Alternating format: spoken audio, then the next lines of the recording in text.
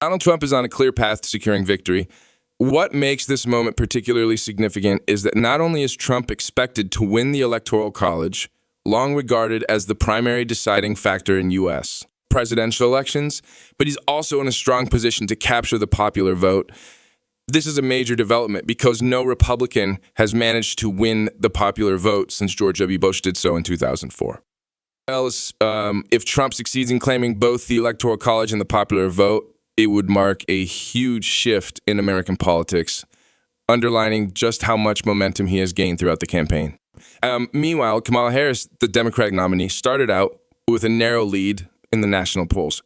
Currently, she still holds on to a slim 0.9 advantage in the polling averages, but that lead is fading fast. The last few national polls paint a worrying picture for Harris, as 4 out of the 5 most recent polls show Trump overtaking her. As well, with only a few days left before the election, it seems almost certain that Harris will lose the slight edge she had, leaving Trump with a nearly insurmountable advantage. Trump's dominance is especially visible in the Sun Belt region, which has become increasingly vital in recent election cycles. The Sun Belt stretches across the southern U.S. and includes states like Texas, Florida, Arizona, and these states are crucial for any candidate hoping to win the presidency, and Trump's performance here is shaping up to be much stronger than in previous elections. Starting with Texas, a state that has long been considered a Republican stronghold, but has shown signs of becoming more competitive in recent years. Trump is looking at a major win. Back in 2020, Trump won Texas by just 5 percentage points, a much smaller margin than expected for such a traditionally conservative state. But there were concerns that demographic changes could eventually push Texas into the Democratic column. But in 2024, Trump has dispelled those fears.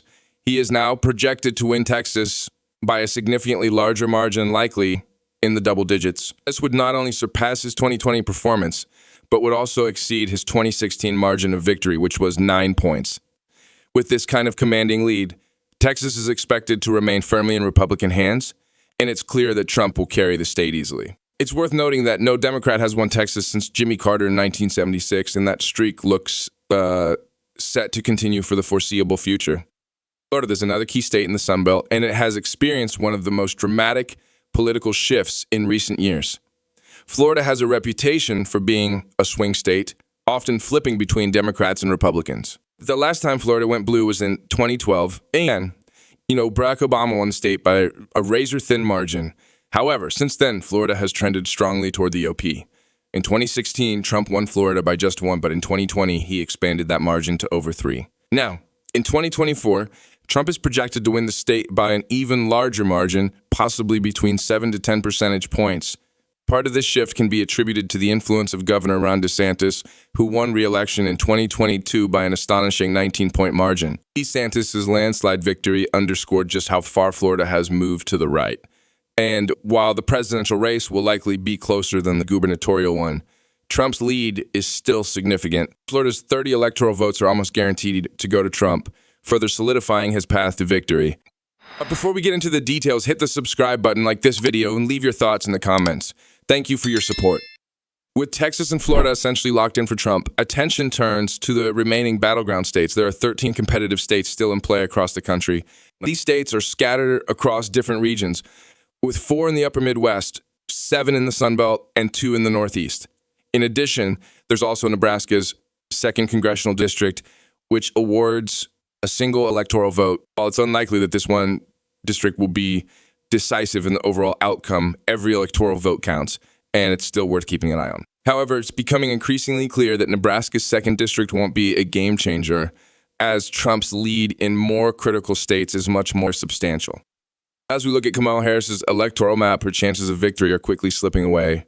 Even in states that are expected to lean in her favor, the margins are much narrower than Democrats would hope for. For example, Colorado and New Mexico, 2 states that have been reliably Democratic in recent elections, are expected to be much closer this time around. In 2020, Joe Biden won both states by comfortable double-digit margins, but in 2024, Harris is projected to win them by much smaller margins, somewhere between 3 and 7 points. High settling in traditionally blue states is a troubling sign for Harris and the Democrats as a whole, as it suggests that Trump's support is growing even in areas that were previously considered safe for the Democratic Party. This trend is playing out across several other blue states as well. In New York, for instance, Biden won by a huge margin of 23 points in 2020, but Harris is expected to win by a much smaller margin this year, probably around 13 points.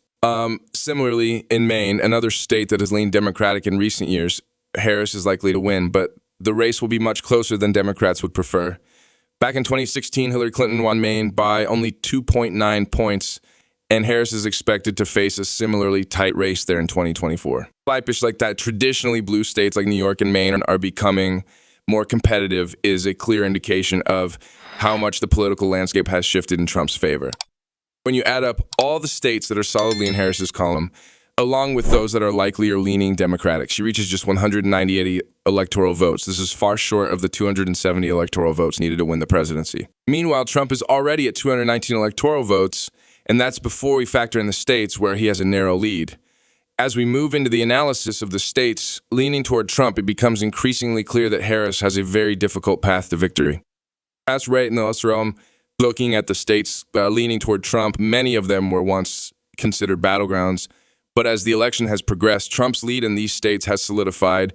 For example, North Carolina, which has been a swing state in recent elections, is now leaning solidly in Trump's direction. Trump currently leads by 0.5 in the polls, and North Carolina has a history of favoring Republican candidates. Trump won the state by 3.7 in 2016 and by a smaller margin of 1.3 in 2020. In 2024, Trump is expected to win North Carolina by a larger margin, probably around 4 to 5 points. North Carolina's 16 electoral votes are crucial to Trump's path to victory, and his consistent strength in the state suggests that it will remain in Republican hands. Next, we move to Georgia, another key battleground state.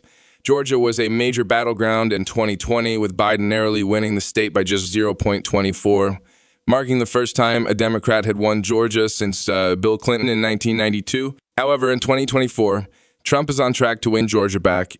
He currently leads by 1.8 in the polls, and he's projected to win the state by 3 to 4 points.